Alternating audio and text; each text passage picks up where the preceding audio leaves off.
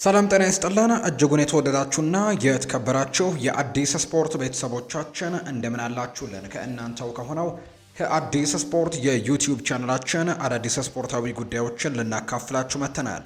ለተከታዮቹ ደቂቃዎች ከእናንተ ጋር ስንቆይም ከሀገር ውስጥና ከውጪ ያልተሰሙ አዳዲስ ስፖርታዊ ጉዳዮችን በዛሬ ፕሮግራማችን ላይ አካተናል። እናንተም ሀሳብ አስተያየቶቻችሁን ኮሜንት ቦክስ ላይ እያሰፈራችሁልን ከእኛ ጋር እንድትቆዩ የተለመደ የአክብሮት ግብዣችን ነው።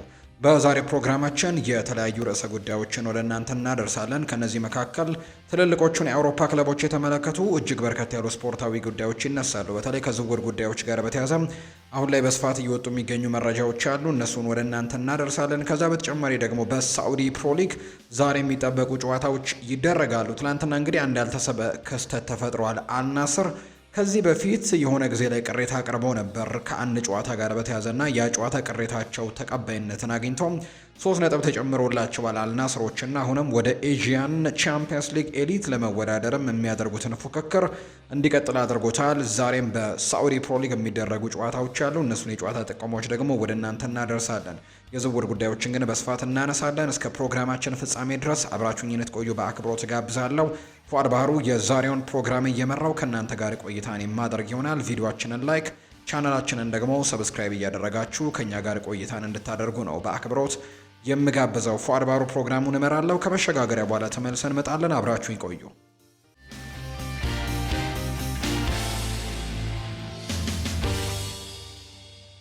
ዛሬ የሚደረገውን ጨዋታ በማስታወስን ጀምር። ዛሬ እንግዲህ በሳዑዲ ፕሮ ሊግ የመጨረሻ ሳምንት ጨዋታዎች ናቸው የሚደረጉት። እንግዲህ ዛሬ የሚደረጉ ጨዋታዎች ተጠባቂነት አላቸው። ምክንያቱም እንግዲህ አሁን ላይ አልናስር ነጥብ ተጨምሮለት እንግዲህ ከፍ ማለት ወይም 70 ነጥብ እንዳገኘም እየተገለጸ ይገኛል እና ከዚህ ጋር በተያያዘ እንግዲህ አሁን ላይ አሁንም ለቻምፒየንስ ሊግ ለማለፍ ትልቅ ፉክክርን ያደርጋል ተብሎ ይጠበቃል። እንግዲህ ነጥብ ከመጨመሩ ጋር በተያያዘ አልናስሮች እንግዲህ 3 ነጥብ ነው በፎርፌት ሰጠው። አልናስር ከወራት በፊት በአልሮባህ 2-1 እንግዲህ በተሸነፉበት የሊግ ጨዋታ ላይ ተጋጣሚያቸው መሰለፍ የማይችል ተጫዋች አሰልፏል በሚል ቅሬታ አቅርበው እንደነበር ነው የሚታወሰው። አሁን ላይ ግን አልናስር ያቀረበው ቅሬታ ተቀባይነት አግኝቶ የጨዋታው 3 ነጥብም በፎርፌ ለአልናስር እንደተሰጠ ነው እየተገለጸ የሚገኘው። ይህንን ተከትሎ አልናስር ነጥቡን 70 በማድረስ አሁን ላይ 3ኛ ደረጃ ላይ ተቀምጠዋል። 2ኛ ደረጃ ላይ የተቀመጠው አልሂላል ነው። 72 ነጥቦችን ነው መሰብሰብ የቻለው። 3 ነጥቡ በፎርፌ እየተሰጠበት አልሮባህ በበኩሉ ወደ ታችኛው ሊግ ለመውረድ ተገዷል። አልናስር በቀጣይ ለኤዥያን ቻምፒየንስ ሊግ ኤሊት ውድድር የማለፍ እድልም እንግዲህ ያገኘ ይሆናል። ዛሬ ምሽትም ወሳኝ ጨዋታ ይደረጋል። ዛሬ እንግዲህ በሳዑዲ ፕሮ ሊግ የሚደረጉ በርከት ያሉ ጨዋታዎች ይኖራሉ። ከነዚህ መካከል ግን ሁለቱም የሚያደርጓቸው ጨዋታዎች ይጠበቃሉ። አብዛኞቹ ጨዋታዎች ምሽት 3 ሰዓት ላይ በተመሳሳይ ሰዓት ነው የሚደረጉት። የሊጉ ሻምፒየን አልኤቲሃድ እንዲሁ ጨዋታውን ከዳማክ ጋር ያደርጋል። ምሽት 3 ሰዓት ላይ የሚደረግ መርሃ ግብር ነው። የሚጠበቁት ሁለቱ ጨዋታዎች ግን አልሂላል በሜዳው ከአልቃዲሺያ ጋር የሚያደርገው መርሃ ግብርና እንዲሁ ደግሞ አልፈታህ ከአልናስር ጋር የሚያደርጓቸው ጨዋታዎች እነዚህ ዛሬ ምሽት 3 ሰዓት ላይ የሚደረጉ ጨዋታዎች እጅጉን ተጠባቂ ያደርጋቸዋል። በዛሬው ጨዋታ ላይ እንግዲህ አልሂላል በአልቃዲሺያ ተሸንፎ አልናስር ደግሞ የሚያሸንፍ ከሆነ ለኤዥያን ቻምፒየንስ ሊግ ኤሊት ማለፉን ያረጋግጣል። ስለዚህ ዛሬ ምሽት በተመሳሳይ ሰዓት ምሽት 3 ሰዓት ላይ በሚደረጉ ጨዋታዎች የሳዑዲ ፕሮ ሊግ የፍጻሜያቸውን ያገኛሉ።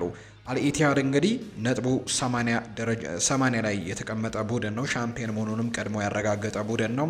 የአምናው ሻምፒየን አልሂላል ደግሞ 72 ነጥቦችን ሰብስበው 2ኛ ደረጃ ላይ የተቀመጠ ቡድን ነው። አልቃዲሺያ 4ኛ ደረጃ ላይ ተቀምጠዋል። ዛሬ ከአልሂላል ጋር የሚጫወተው ቡድን አልናስር በአንጻሩ 70 ነጥቦችን ይዞ 3ኛ ደረጃ ላይ የተቀመጠ ቡድን ነው። አልአህሊ ሳዑዲ በ64 ነጥቦች 5ኛ ደረጃ ላይ ተቀምጧል። እነዚህ እንግዲህ ዛሬ የሚጠበቁ ትልቅ ጨዋታዎች እንደሆኑ ነው በርካቶች እያነሱ የሚገኙት። በሳዑዲ ፕሮ ሊግ የሚደረጉ መርሃ ግብሮች እነዚህ ናቸው። የከፍተኛ ግብ አስቆጣሪነቱን ክሪስቲያኖ ሮናልዶ ነው ይህንን ሊግ በከፍተኛ ግብ አስቆጣሪነት እየመራ የሚገኘው። 24 ጎሎችን አስቆጥሯል። ባለፉት ጨዋታዎች ላይ እንግዲህ አልተሰለፈም ነበር። ዛሬ ወደ ሜዳ ይመለሳል ተብሎ ይጠበቃል። አይቨን ቶኒ ከአልአህሊ 22 ጎሎችን በማስቆጠር ይከተለዋል። አብድረዛቅ ሐምዳላ እና ካሪም ቤንዜማ 21 ግቦች ያላቸው ሌሎች ተጫዋቾች ናቸው በሳዑዲ ፕሮ ሊግ። ሊቨርፑልን የተመለከቱ መረጃዎችን ደግሞ እናንሳ። ከየርገን ክሎፕ የበለጠ ከአርኔ ስሎት ጋር ምቾት ይሰማኛል ብሏል። መሐመድ ሳላህ ነው ይህንን ሀሳብ የሰጠው። የሊቨርፑሉ የፊት መስመር ተጫዋች የሆነው መሐመድ ሳላህ በሊቨርፑል ውሉን ባያራዝም ወደ ሳዑዲ አረቢያ ለመሄድ ወስኖ እንደነበር ነው የገለጸው። በሊቨርፑል ያለኝ ኮንትራት ባላራዝም ኖሮ ወደ ሳዑዲ አረቢያ ሊግ አቀና ነበር ሲል መሐመድ ሳላህ ይፋ አድርጓል። ስለ የርገን ክሎፕ እና አርነ ስሎት የተጠየቀው መሐመድ ሳላህ ክሎፕ አርነ ስሎት አሁን ላይ ያደረገልኝን ያክል አላደረገልኝም፣ እሱ ለኛ በሚፈልገውና ባለው ግብ ላይም ቀጥተኛ ነው ሲልም የተናገረው። አክሎም ከየርገን ክሎፕ ይልቅ ከአሰልጣኝ አርነ ስሎት ጋር ለስራ እንግዲህ ስሳር የበለጠ ምቾት ይሰማኛል ሲልም ነው ሳላህ የተናገረው። ባሎንዶር ተጨማሪ ነገሮች ያሉት በመጀመሪያ ዓመቴ ምርጥ እንደነበርኩ ተሰምቶ ነበር፣ ነገር ግን ምንም ዋንጫ አላሸነፍኩም።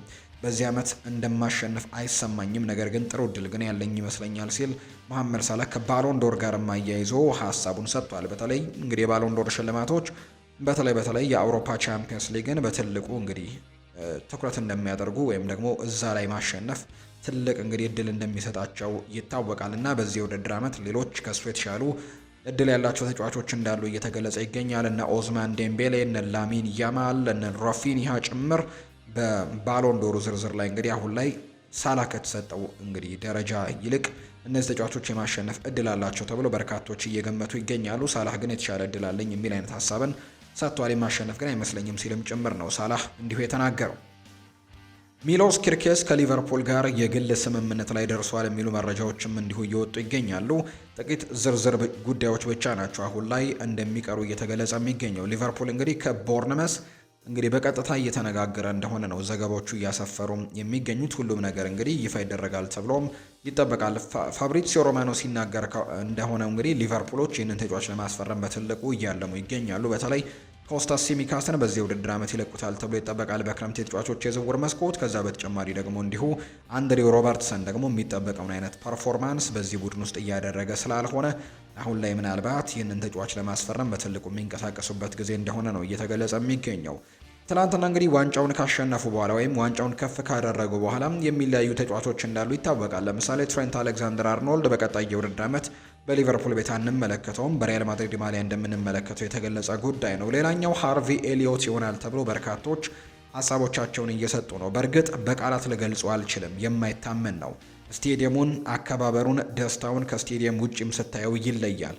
እዛ ምን እየተፈጠረ እንዳለም ለማየት በጣም እጓጓለሁ። ባለፈው ጊዜ በእንግዲህ ይህንን ዋንጫ ስናሸንፍ እንደዚህ ማክበር አልቻልንም ነበር። አሁን ግን ከደጋፊዎቻችን ጋር ማክበር እና ይህንን ስሜት ደግሞ ሙሉ ለሙሉ ማጣጣምም ችለናል ሲልም ጭምር ነው ሃርቪ ኤሊዮት ሀሳቡን የተናገረውና በቀጣይ የውድድር ዓመት በሊቨርፑል ቤት ላይ ኖሩ ይችላሉ ተብለው ከሚጠበቁ ተጫዋቾች መካከል አንደኛው እንደሆነ በርካቶች እያነሱት ነው ሃርቪ ኤሊዮትን።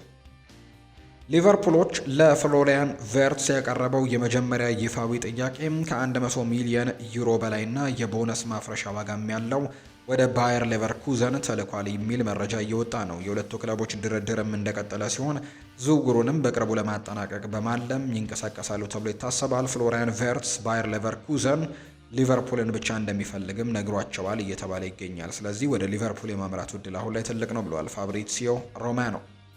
አሊሰን ቤከር ይናገራል። በእነዚህ 4 ሳምንታት ውስጥ ሻምፒዮናውን ለማክበር ትንሽ ደክሞናል።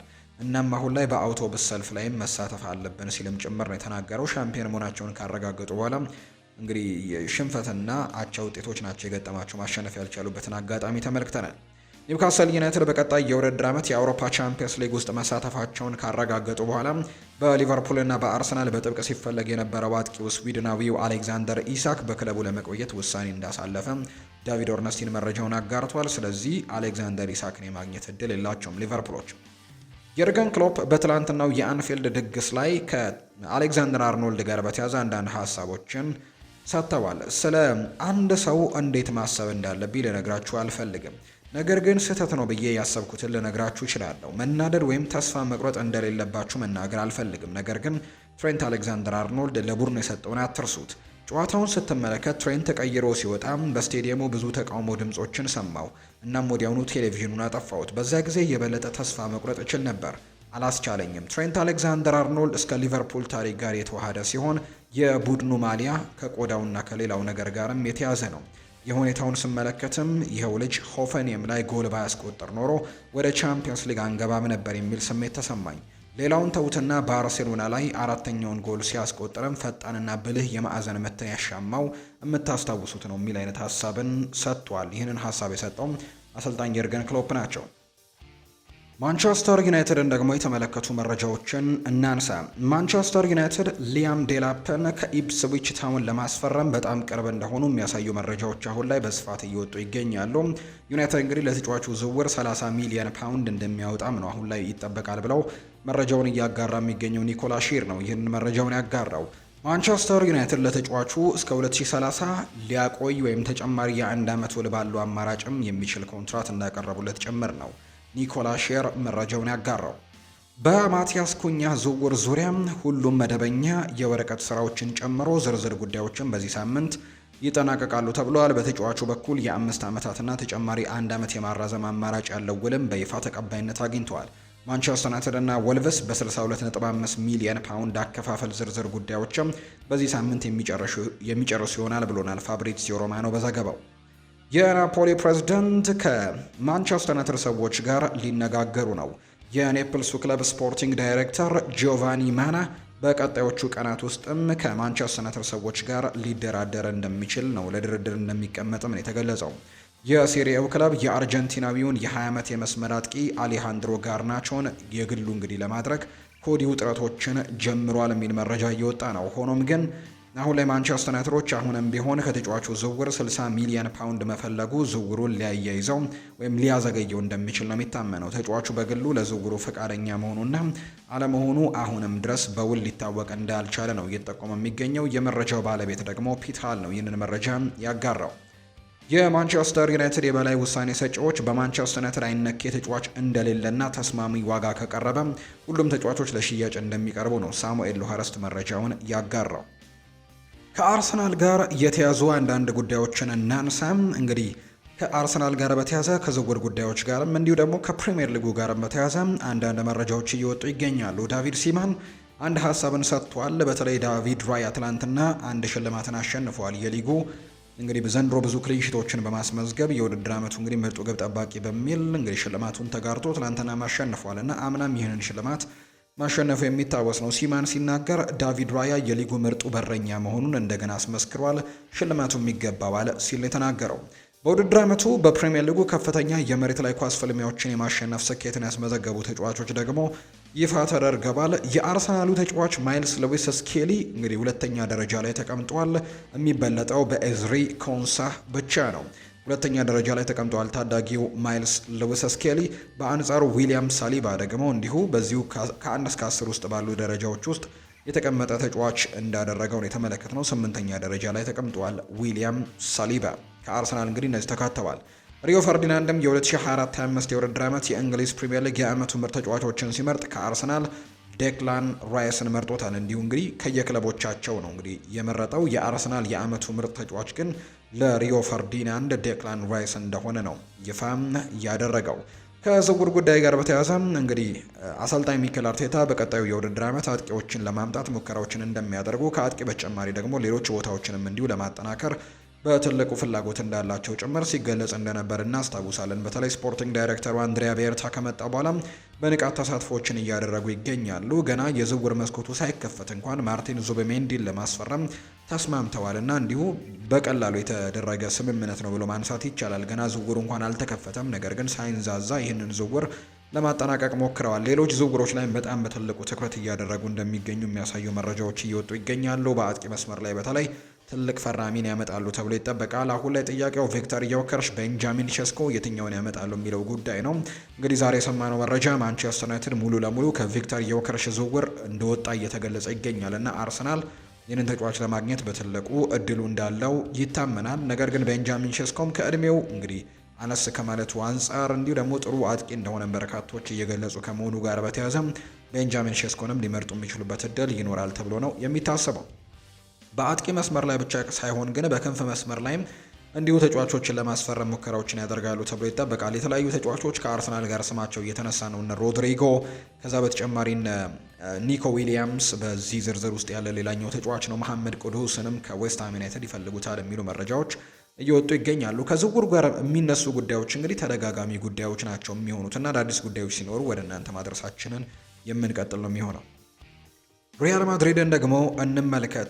ስለ ሻቪ አሎንሶ ወደ ሪያል ማድሪድ መምጣት ምን ሀሳብ አለ ተብሎ ሃንስ ፍሊክ ጥያቄ ቀርቦለት ነበር። የባርሴሎና አሰልጣኝ እሱን ብዙ ጊዜ አናግሬዋለሁ እናም ደግሞ በጣም ወድጄዋለሁ። የሚከተለውንም ፍልስፍና በደንብ አውቀዋለሁ። በጀርመን ውስጥም ብዙ ስኬቶችን ማስመዝገብ የቻለ ሰው ነው ሲል ሃንስ ፍሊክ ተናግሯል። ሌላኛው ቶኒ ክሮስ ነው። ይሄው ተመሳሳይ ጥያቄ የቀረበለት ዜናውን ስሰማ አልተገረምኩም፣ መልካሙን ሁሉም መኝለታለሁ። ይህ ለእሱና ለሪያል ማድሪድም ትልቅ ዝውውር ነው ብዬ አስባለሁ ሲል ነው ቶኒ ክሮስ የተናገረው። አርዳ ጉዌር በቀጣይ በሪያል ማድሪድ ቤት በአሰልጣኝ ሻቪ አሎንዞ ስር ከማይነኩና ቡድን ውስጥ እንግዲህ ቁልፍ ሚና ከሚሰጣቸው ተጫዋቾች መካከል ዋነኛው እንደሆነ እየተገለጸ ይገኛል ብሏል ማርካ በዘገባው። የሻቪ አሎንዞ ቀጣይ 3 እንግዲህ ወሳኝ ፈተናዎችን እንመልከት። የተከላካይ መስመሩን በቀድሞ ጊዜ መልሶ መገንባት ነው። ሻቪ እንግዲህ አሌክዛንደር አርኖልድን፣ ዲን ሃውችሰን እና አልቫሮ ካሬራስን ያካተተ አዲስ የተከላካይ መስመር የመስራት ፈተና ገጥሞታል። የተከላካይ መስመሩ ጥምረት ገና አልተወሰነም። ተከላካይ መስመሩ በ2024/25 የውድድር ዘመን በጉዳት እጅጉን የተሰቃየ ነው። እናም ደግሞ ዋና ዋና ውድድሮችን ለመጋፈጥም ፈጣን መረጋጋት ያስፈልገዋል። ከሻቪ አሎንዞ ቀጥሎ ደግሞ በተከላካይ መስመሩ ላይ ረዳቱ ሰባስቲያን ፓሬላ ትልቅ የቤት ስራ ይጠብቀዋል ተብሎ ነው የሚታሰበው። በዓለም የክለቦች ዋንጫ ዓለም አቀፋዊ ተግዳሮቶች ሻቪ አሎንዞ በዚህ የውድድር ዘመን ያለምንም ሙከራ አፋጣኝ ስኬት ይጠበቅበታል። ሪያል ማድሪድ ይህንን ዋንጫ የማሳካት ብራንዱን ከፍ ለማድረግና ከ100 ሚሊዮን ዩሮ በላይም ከፍተኛ ገቢ ማግኘት ይፈልጋል። ሻቪ አሎንሶ በክለቡ የአሰልጣኝነት ስራውም ይሄ ሌላኛው ከባዱ የቤት ስራ ይሆናል ተብሎ ነው የሚጠበቀው። ሌላኛው የሞድሪችን ተተኪ ማግኘት ነው። ሻቪ አሎንዞ እንግዲህ ውጪ የውስጥ አማራጮችን ማፈላለግ ይጠበቅበታል። የውስጥ አማራጭ ማለት ከአዲስ ፊርማ ውጪ በክለብ ውስጥ ያሉ እንደ አርዳ ጉለር ሊሆን ይችላል፣ እንደ ኤድዋርዶ ካማቪንጋ የመሳሰሉ ተጫዋቾች ፐርፎርማንስን በማሻሻል ሁለቱን ተጫዋቾች እንግዲህ ለመጪው የውድድር ዘመን የፈጠራ አቅም ያላቸው አማካዮች ለማድረግም ማቅረብ ይኖርበታል ተብሎ ይታሰባል። እነዚህ 3 ነገሮችን ማድረግ ይጠበቅበታል ይላሉ መረጃዎች። እንግዲህ ዛሬ በይፋ ፊርማውን ተፈራርሟል። ፍሎሬንቲኖ ፔሬዝ በፊርማው ስነ ስርዓቱ ላይ የተለያዩ ሀሳቦችን አንስተዋል። የማድሪድ መንፈስ በየቀኑ በሪያል ማድሪድ ሰዎች ልብ ውስጥ አለ። ምክንያቱም ይህ መፈክር በየቀኑ በሪያል ማድሪድ ውስጥ የተመሰረቱትን እሴቶችን ያካትታል። እነዚህ እሴቶች ለማዛመድም አስቸጋሪ የሆኑ እንግዲህ ስኬቶችን ለማስመዝገብም በታሪካችን ውስጥ በጣም ስኬታማ ከሆኑት ጊዜያቶች ውስጥ አንዱንም ለመኖርና በቅርብ ዓመታት ውስጥም የሪያል ማድሪድ ስራዎችንም ጥንካሬን ለማስቀጠል አስፈላጊ ናቸው። እውነት እላችኋለሁ ዛሬ በጣም ልዩ ቀን ነው ሲልም ነው ፍሎሬንቲኖ ፔሬዝ የተናገረው። ውድ ሻቪ አሎንዞ ወደ ሪያል ማድሪድ እንኳን ደህና መጣ። አንተ በጣም አስደሳች ልምድ እንዳገኘህ እርግጠኛ ነኝ። ይህንን በ2009 ወደ ክለባችን ካደረስክበት ገና በመጀመሪያ ዓመት አሳይተናል። ከዚያ በተጨማሪ በክለቡ ከ14 ዓመታት በታች ያለ ቡድንን በማሰልጠን ጥሩ ልምድም ወስደሃል ሲል ነው ፍሎሬንቲኖ ፔሬዝ የተናገረው። አንተን የሚወድና የሚያደንቅህ አንድ አስደናቂ ስራ አለ። በተጨማሪም የዚህ ክለብ መስፈርቶችን በሚገባም ታውቃለህ። ከዛ ባለፈ አብረን በጋራ ብዙ ደስታዎችን እንደምናካፍልም እርግጠኛ ነኝ። ሻቪ አሎንዞ በድጋሚ እንኳን ወደ ቤትህ በደህና መጣ ሲል ፍሎሬንቲኖ ፔሬዝ መልእክቱን አስተላልፈዋል። ሻቪ አሎንዞ በአንጻሩ ያለ ጥርጥር ይህ ለኔ በጣም ልዩ ቀን ነው። አንድ ቀን በህይወት ትዝታዬ ውስጥ የማይሞት አስደናቂ ቀን ይሆናል። እዚህ በመሆኔ በጣም ደስተኛ ነኝ። የሚሰማኝ እንደ ቤቴ ነው። ሪያል ማድሪድ ሁሌም በልቤ ተቋርጦ አያውቅም። እናም ደግሞ ከ1 ሰዓት ተኩል በፊት ቫልዴባስ ከገባው ጀምሮ ይህ ስሜት ቀድሞ ከነበረኝ ስሜት በላይ ታድሶ መጥቷል። እናም ይህ የአዲሱ ዘመን መጀመሪያ እንደሆነ ነው የሚሰማኝ። ፍሎሬንቲኖ ፔሬዝ ስለ ራስ መተማመንህ በጣም አመሰግናለሁ። የሪያል ማድሪድ ደጋፊዎች ይህንን አዲስ ዘመን በመጀመርም ማደግና የዚህን ክለብ ታሪክንም ደግሞ ለማስቀጠል እኔን እንደመረጡኝ ይሰማኛል። እናም ደግሞ ከልቤ ላመሰግናቸው ፈልጋለሁ። ሁሌም የሚደግፉኝን ቤተሰቦችንም አመሰግናለሁ ብለዋል ሻቪ አሎንዞ። ካርሎ አንቸሎቲ ታላቅ ሰው ነው። እናም ትልቅ ተጽዕኖ ያለው አሰልጣኝ ነው። እሱ ሊቅ እንግዲህ ባይሆን ኖሮ ዛሬ ኃላፊነቱን ወስጄ ጉርሱን በታላቅ ክብር ለማስቀጠልም እዚህ ባልመጣው ነበር። ካርሊቶ በአንተ እምነት ውስጥ እንግዲህ ሆኜ ክለቡን ወደ ትልቅ የምናምንበት ቡድንም ለመስራትም እንግዲህ ተስፋ አደርጋለሁ ሲል ነው ሻቪ አሎንዞ ሀሳቡን የሰጠው። አዲሱ የሪያል ማድሪድ አሰልጣኝ ሆኖም ዛሬ በይፋ ተሹሟል። ቸልሲን የተመለከቱ መረጃዎችን ደግሞ እናንሳ። ቸልሲ የሞይስ ካይሴዶን ኮንትራት ለማራዘም በሚቀጥለው ወርም ንግግር ያደርጋል ሲል ፋብሪዚዮ ሮማኖ ዘግቧል። ስለዚህም ቸልሲዎች ይህንን ተጫዋች ኮንትራቱን ለማራዘም ፍላጎቱ አላቸው። ፖል ሜርሰን ይናገራል። ቸልሲ ወጣት ቡድን ነው፣ ነገር ግን ክለቡ እንግዲህ ጥሩ በማይሆንበት ጊዜ የሚያረጋጋ በገንዘብ የማይተመን ልምድ ያለው ተጫዋች ወደ ገበያ ወጥተው መግዛት አለባቸው ይመስለኛል ሲል ነው ፖል ሜርሰን የተናገረው። አንድሬ ሳንቶስ ባለፈው ሳምንት በውሰት የቆየበት የቼልሲ እህት ክለብ የሆነው ስትራስቡርግ መሰናበቱ ይታወሳል። ከድሉ በኋላም ሮሚዮ ላቪያ ፖስት ስር የአድናቆት ኢሞጂ አስቀምጦ ሮሚዮ ላቪያ በምላሽም ሳንቶስ በቼልሲ እየተጠበቀ እንደሆነ ነግሮታል። ጆርጅ ፔድሮቪች እና አንድሬ ሳንቶስ በቀጣይ ከውሰት ተመልሰው የሚቀላቀሉበት እድል ሰፊ ነው። ኤስቴቫኦ ዊሊያን እና ኬንድሪክ ፓይዝ ደግሞ ከቀድሞ ክለባቸው ወደ ቼልሲ ይመጣሉ። የግራ ክንፍ 9 ቁጥር አጥቂና የማል ተከላካይ የሚያስፈርሙም ይሆናል ተብሎ ይታሰባል። ስተርሊንግ፣ ክሪስቶፈር ኢንኩንኩ፣ ጃኦ ፌሊክስ፣ ሬናቶ ቪዬጋ እንዲሁ ኬርናን ዌስቤሪ ሆል፣ ቤን ቺልዌል፣ አክሰል ዲሳሲ፣ ቤንዌት ባዲያሼል እና ሌሎች ተጫዋቾችን ጨምሮ 11 ተጫዋቾችን ለመሸጥም የታሰበ ሲሆን በምትኩ ወደ ቡድኑ 7 ተጫዋቾችም ይመጣሉ። 2 ከስትራስቡርግ፣ 2 ከላቲን አሜሪካ እና 3 ደግሞ የተረጋገጠ ፊርማ ይኖራል ተብሎ ይጠበቃል። ኤንዞ ማሬስካ ለቼልሲ ያለው ሪካርድ 35 ጨዋታዎችን አሸናፊነት፣ 9 አቻ ውጤትና 13 ሽንፈት ነው። የአሸናፊነት መጠኑ 61.4 በመቶ እንደሆነም ይነገራል። ማሬስካ የመጀመሪያው የፕሪሚየር ሊግ የውድድር ዘመን በ69 የፕሪሚየር ሊግ ነጥቦች ከፕሪሚየር ሊግም ወጣት ቡድን ጋር አጠናቋል። ከ8 ዓመታት በፊት ሊጉን ካሸነፉ በኋላ አራተኛው ከፍተኛ የነጥብ ውጤት የተመዘገበበት ነው። ከቶማስ ቱሄል ሙሉ የውድድር ዘመን 5 ነጥብ ያነሰ ነው። ከማውሪዚዮ ሳሪ ደግሞ 3 ነጥብ ያነሰ ነው። ከኮንቴ ሁለተኛ የውድድር ዘመን 1 ነጥብ ያነሰ ደረጃ ያገኙበት ነው። ማንቸስተር ሲቲን ደግሞ እንመልከት። ሩበን ዲያዝ በኢንስታግራም አካውንቱ ላይ አንድ ሀሳቡን አስቀምጧል። በሲዝኑ መጨረሻ ወደ ቻምፒየንስ ሊግ ለመግባት የታገልንበት መንገድ በጣም የሚገርም ነው ሲል የተናገረው። ሁሉም ሰው እስከ መጨረሻው ድረስም ነበር የታገለው ሲልም እንዲሁ ይናገራል። እስከ ብሔራዊ ቡድን ጨዋታዎች ድረስም የእረፍት ጊዜ ነው። ከዛ በኋላ ግን ከመቼውም ጊዜ በተሻለ ሆነን እንመለሳለን ሲልም ጭምር ሩበን ዲያስ ይናገራል። ኬቨን ደብሮይና ለማንቸስተር ሲቲ ደጋፊዎች መልእክት አስተላልፈዋል። እኔ የምለው ነገር ቢኖር አመሰግናለሁ ብቻ ነው። ስለረዳችሁኝ አመሰግናለሁ። ቡድኑን፣ ክለቡን፣ ቤተሰቦቼን፣ ልጆቼን በግልጽ ስለምትደግፉም አመሰግናለሁ። ሁልጊዜም ለእኔና ለቤተሰቤ አዎንታዊ አመለካከት ነበራችሁ። ይህ ለእኔ በጣም አስፈላጊው ነው። በጣም የሚገርም ነው፣ ምክንያቱም ለቤተሰቤ እሱ ቤቴ ነው። ልጆች የተወለዱትም እዚህ ነው ቤታቸው። ስለ ሁሉም ነገር ያለኝን ስሜት ማስረዳት የምችል አይመስለኝም። ምን ያክል እንደማደንቀው የመግለጽም ቃላት የለኝም። አመሰግናለሁ። ስኬትን እመኝላችኋለሁ። ሁሌም ማንቸስተር ሲቲ ነኝ ሲልም ነው ኬቨን ደብሮይና የተናገረው። ናፖሊ ለኬቨን ደብሮይና ከማንቸስተር ሲቲ መልቀቅን ተከትሎ በ23 ሚሊዮን ፓውንድ የ3 ዓመታት ኮንትራትም እንዳቀረቡለት ጭምር ነው ፋብሪዚዮ ሮማኖ መረጃውን እንዲሁ ያጋራው። ባየር ሌቨርኩዘን አዲስ አሰልጣኝ ሾመዋል። የጀርመን ቡንደስሊጋው ክለብ ባየር ሌቨርኩዘን በአሰልጣኝ ሻቪ አሎንዞ ምትክ አዲስ አሰልጣኝ ሾመዋል። ባየር ሌቨርኩዘን ኔዘርላንዳዊውን አሰልጣኝ ኤሪክ ቴንሃግን ነው በኃላፊነት መሾማቸውን ይፋ ያደረጉት። የ55 ዓመቱ አሰልጣኝ ኤሪክ ቴንሃግ ባየር ሌቨርኩዘንን ለ2 የውድድር ዓመታት ለማሰልጠን ነው ፊርማቸውን ያኖሩት። አሰልጣኝ ኤሪክ ቴንሃግ ከማንቸስተር ዩናይትድ ከተሰናበቱ ወዲህ የመጀመሪያ ስራቸውን ነው አሁን ላይ እንዳገኙ እየተገለጸ የሚገኘው። የአውሮፓ ታላላቅ ሊጎች ተጠናቀዋል። በተለይ ደግሞ በርካቶች የሚመለከቷቸው የተወዳጁ የእንግሊዝ ፕሪምየር ሊግ፣ የጣሊያን ሴሪኤ፣ የስፓኒሽ ላሊጋ፣ ጀርመን እና ፍሬንች ደግሞ የሚደረጉ ውድድሮች። ሁለቱ ውድድሮች በእርግጥ ጀርመን እና ፍሬንች ባለፈው ሳምንት ነው የተጠናቀቁት። በዚህ ሳምንት ደግሞ 3ቱ ፍጻሜዎችን አግኝተዋል። ፕሪምየር ሊግ፣ ሴሪአ እና ስፓኒሽ ላሊጋ በዚህ ሳምንት በተደረጉ ጨዋታዎች ነው የዚህ የውድድር ዓመት የ2024/25 የውድድር ዓመታቸውን ያጠናቀቁት። በተለይ ሴሪኤው እስከ መጨረሻው 38ኛው ሳምንት ድረስ ትልቅ ፉክክርን ሲያስመለክተን ነበር። በዋንጫ ፉክክሩ ላይ በዚህ ሳምንት በተደረገ ጨዋታ ናፖሊ ሻምፒዮን መሆኑን አረጋግጧል። በስፔንም እንዲሁ ደግሞ በፕሪሚየር ሊጉም የአውሮፓ ቻምፒየንስ ሊግን ቦታ ይዞ ለማጠናቀቅ ትልቅ ፉክክር የተደረገበት ሳምንት ሆኖ ተመልክተነዋል። የ38ኛው ሳምንትን እንዲሁ አንዳንድ ቁጥራዊ መረጃዎችን እንንገራችሁ። ሊቨርፑል በፕሪሚየር ሊጉ ሻምፒዮን መሆኑን ቀድሞን ያረጋገጠው 84 ነጥቦችን ይዞ ደግሞ ይህን የውድድር ዓመት አጠናቋል። አርሰናል ላለፉት ተከታታይ 3ኛ ዓመት 2ኛ ደረጃን ይዞ ያጠናቀቀበት ሲዝን ሆኗል። እንግዲህ ዘንድሮ 74 ነጥቦችን ነው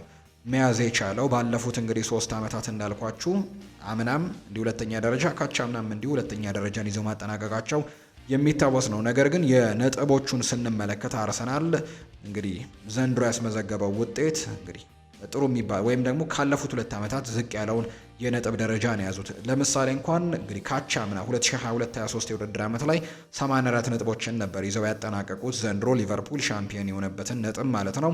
ነገር ግን አምና ጥሩን ደግሞ የአርሰናል የውድድር ዓመትን ተመልክተናል። 89 ነጥቦችን ሰብስበው ያጠናቀቁበት የውድድር ዓመት ነበር። ዘንድሮ ግን ከአምናው በ15 ነጥቦች አንሰው እንግዲህ ዘንድሮ በ74 ነጥቦች ነው 2ኛ ደረጃን ይዘው ያጠናቀቁት። ማንቸስተር ሲቲ በ71 ነጥቦች 3ኛ ደረጃን ይዞ አጠናቋል። የኤንዞ ማሬስካው ቸልሲ ወደ አውሮፓ ቻምፒየንስ ሊግ የተመለሰበትን ውጤትን ያስመዘገበው በ69 ነጥብ አራተኛ፣ ኒውካስል ዩናይትድ በ66 ነጥብ አምስተኛ ደረጃን ይዞ አጠናቀው እነዚህ የአውሮፓ ቻምፒየንስ ሊግን ተሳትፎ ያገኙ ናቸው። አስተን ቪላ በመጨረሻው ቀን በማንቸስተር ዩናይትድ አስደንጋጭ ሽንፈት ገጥሞት ከአውሮፓ ቻምፒየንስ ሊግ ውድድር ውጭ ሆኗል። በዩሮፓ ሊግ ግን ይካፈላል። አስተን ቪላ እና ክሪስታል ፓላስ በዩሮፓ ሊግ የሚሳተፉ ነው የሚሆነው። ቶትንሃምም እንዲሁ በአውሮፓ ቻምፒየንስ ሊግ የሚሳተፍ ሌላኛው ቡድን ነው። 17ኛ ደረጃን ይዞ ነው ያጠናቀቀው። ዘንድሮ ካደረጋቸው 38 ጨዋታዎች 22ቱን ጨዋታዎች ተሸንፏል። 5 ጨዋታዎች አቻ ወጥቶ 11ዱን ጨዋታዎች ብቻ ነው ማሸነፍ የቻለው። የአንጌ ፖስት ኮግሉ ቡድን በአጠቃላይ 38 ነጥቦችን ሰብስቦ 17ኛ ደረጃን ይዞ ቢያጠናቅቅም ዩሮፓ ሊጉን ማሸነፉን ተከትሎ የአውሮፓ ቻምፒየንስ ሊግ ተሳትፎን ማግኘት ችሏል። ማንቸስተር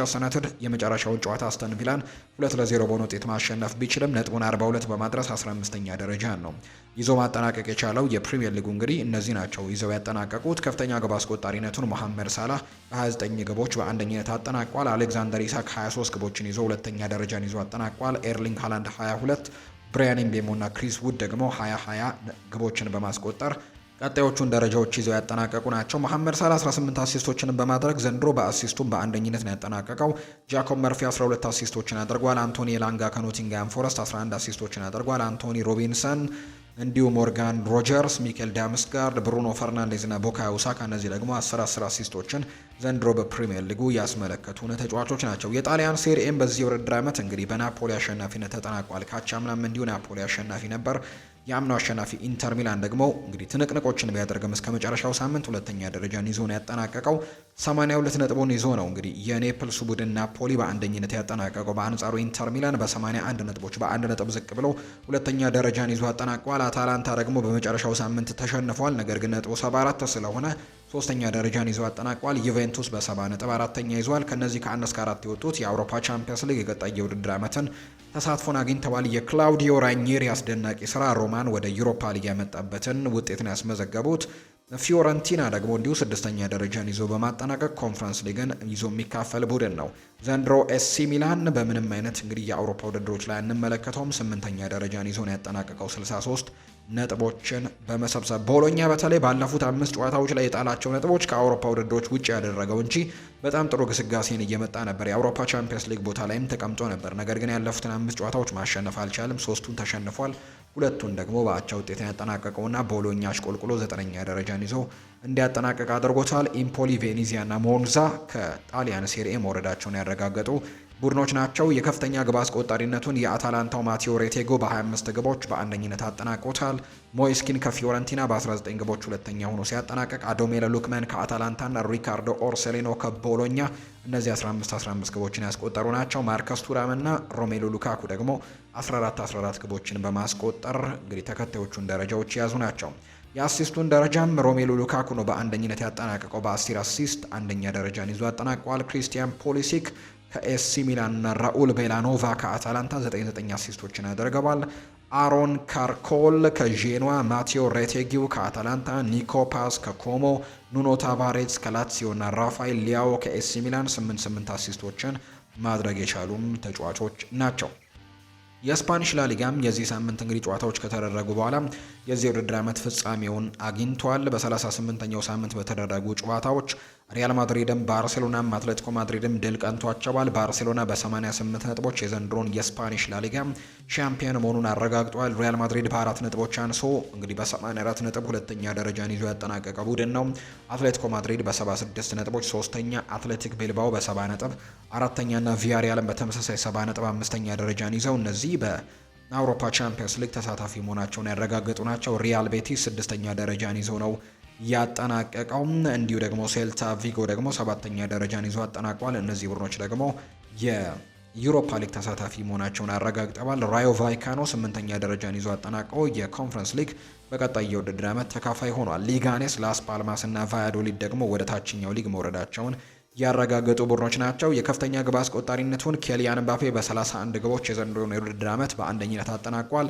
የባርሴሎና ሮበርት ሌቫንዶስኪ 27 ግቦችን አስቆጥሮ ሁለተኛ ደረጃን ይዞ ያጠናቀቀ ተጫዋች ነው። አንቴ ቦሚደር ከኦሳሱና 21፣ አሌክዛንደር ሶርሎት ከአትሌቲኮ ማድሪድ እንዲሁ ደግሞ አዮሴ ፔሬስ ከቪያሪያል 19 ግቦችን ያስቆጠረ ተጫዋች ነው። አሌክዛንደር ሶርሎት 20 ግቦችን ያስቆጠረው እንግዲህ ባለፉት 4 ጨዋታዎች ላይ 12 ግቦችን ያስቆጥሯል። አሌክዛንደር ሶርሎት እንግዲህ በዚህ የውድድር ዓመት ግን በመጨረሻዎቹ ሳምንታት ላይ ጥሩ ግስጋሴን ማሳየት ችሏል። የአሲስቱን ደረጃ የሚመራው ላሚን ያማል ነው። በአንደኝነት አጠናቋል በ13 አሲስቶች። የባርሴሎናው ራፊኒሃ እና የቪያሪያሉ አሌክስ ቤና ደግሞ ሁለተኛ ደረጃን ይዘው አጠናቋል 9 አሲስት በማድረግ። ኢኒያኪ ዊሊያምስ ከአትሌቲክ ቤልባኦ፣ ኢስኮ ከሪያል ቤቲስ፣ ጁድ ቤሊንጋም ከሪያል ማድሪድ እና ቪኒሲዮስ ጁኒየር ከሪያል ማድሪድ 8 አሲስቶችን ደግሞ ማድረግ የቻሉ ናቸው። ዘንድሮ እንግዲህ በጉጉት ስንጠብቃቸው የነበሩት ትልልቆቹ ጨዋታዎችን የተመለከትንበት ትልልቆቹ የአውሮፓ ሊጎች በእነዚህ ውጤቶች ተጠናቀዋል። በሚቀጥለው የውድድር ዓመት ደግሞ ከሁለት ወር ወይም ደግሞ 3 ወር አካባቢ ሊሞላ በሚችል ሰዓት እንግዲህ 80 ምናምን ቀን በኋላ በድጋሚ የሚመለሱበት እድልን የምንመለከት ነው የሚሆነው። የዚህ የውድድር ዓመት ግን ትናንትና እንግዲህ ትልልቆቹ የአውሮፓ ሊጎች ፍጻሜዎቻቸውን አስመልክተውናል። የተወደዳችሁና የተከበራችሁ ቤተሰቦቻችን ለዛሬ ያዝንላችሁ አዳዲስ ስፖርታዊ መረጃዎቻችን እነዚህን ይመስላሉ። ስላደመጣችሁን፣ ስለተከታተላችሁን ቆይታችሁንም ከኛ ጋር ስላደረጋችሁ እጅጉን ከልብ አድርገን ነው የምናመሰግነው። ፏርባሩ ፕሮግራሙን እየመራው ከእናንተ ጋር ቆይታን አደረግኩኝ። ቪዲዮአችንን ላይክ፣ ቻናላችንን ሰብስክራይብ እያደረጋችሁ ከኛ ጋር ቆይታን እንድታደርጉ በአክብሮት እንጋብዛለን። በቀጣይ ፕሮግራሞቻችን ሌሎች ርዕሰ ጉዳዮችን ይዘን ዳግም ተመልሰን የምንገናኝ ነው የሚሆነው። መልካም ጊዜ እንዲሆንላችሁም በአክብሮት ተመኘው።